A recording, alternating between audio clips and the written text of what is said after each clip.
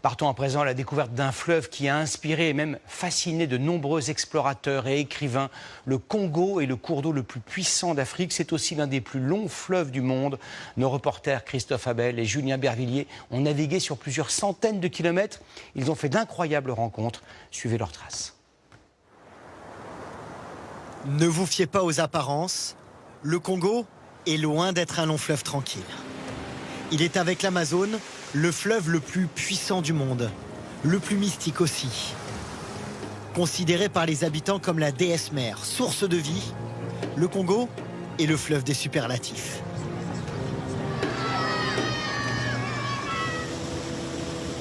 Avant d'en découvrir ses charmes, nous devons le comprendre. Les falaises de Manguéniégué, situées au nord de Brazzaville, sont un passage obligé pour les navigateurs. Une légende est intimement liée à ces falaises sableuses.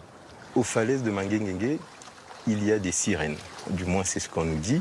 Et pendant très longtemps, pendant la traversée, à cet endroit précis, il fallait laisser des offrandes pour pouvoir poursuivre la traversée jusqu'au nord du Congo notamment. C'est ce que nous avons fait.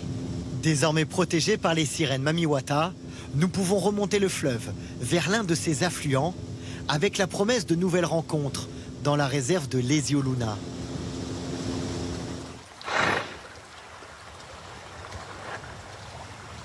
Des hippopotames par dizaines naviguent entre les îles de la réserve. Premier frisson, mais Bourgès, notre guide, nous a promis des émotions encore plus intenses. Le maître des lieux se cache dans cette forêt luxuriante où les branches des palmiers viennent caresser la surface de l'eau. Sorti de nulle part, voici Kébou.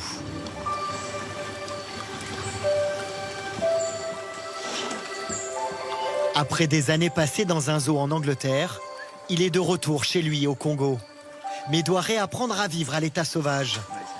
Bourgès doit encore le nourrir tous les jours.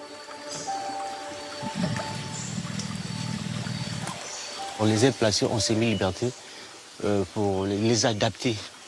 Si on constate qu'il devient autonome et il commence à manger des fruits sauvages, on va le réintroduire en liberté totale. Ce moment, cette séparation avec ses gorilles, Bourgès l'appréhende. Tous les jours, on partage le matin et le soir. Donc, lorsqu'on va le relâcher, ça sera un peu difficile pour nous, pour notre sentiment. C'est la vie. Oui, c'est la vie, mais c'est la loi de la nature.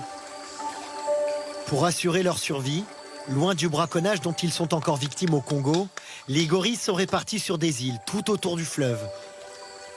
Depuis le début des années 2000, une cinquantaine a été relâchée. Cette parenthèse si paisible nous ferait presque oublier la toute-puissance du Congo.